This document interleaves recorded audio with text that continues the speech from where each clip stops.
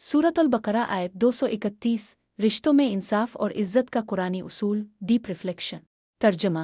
और जब तुम औरतों को तलाक दो और वो अपनी इद्दत के करीब पहुंच जाएं तो उन्हें अच्छे तरीके से रोक लो, अच्छे तरीके से रुखसत कर दो और उन्हें तकलीफ़ पहुंचाने के लिए ना रोके रखो ताकि ज़्यादती करो, और जो ऐसा करेगा यकीनन उसने अपने आप पर जुल्म किया।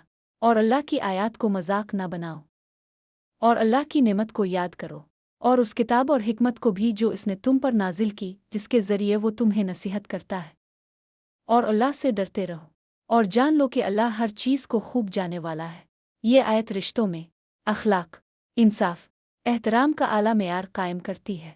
बुनियादी सबक। अगर रिश्ता बाकी रखो, इज़्ज़त से रखो, और अगर ख़त्म करो, इज़्ज़त से ख़त्म करो। इस्लाम जुल्म को रद्द करता है। जज्बाती तकलीफ़ देना, ताल्लुक़ को सज़ा बनाना, किसी को मुअल्लक़ रखना, ये सब जुल्म है। फ़ेक़ेदा ज़िले ने फंसेया जो दूसरों पर जुल्म करता है असल में अपने आप को तबाह करता है। अल्लाह की आयत को मजाक ना बनाओ। असल पैगाम। इस्लाम ताल्लुकात में ताकत नहीं, इंसाफ चाहता है।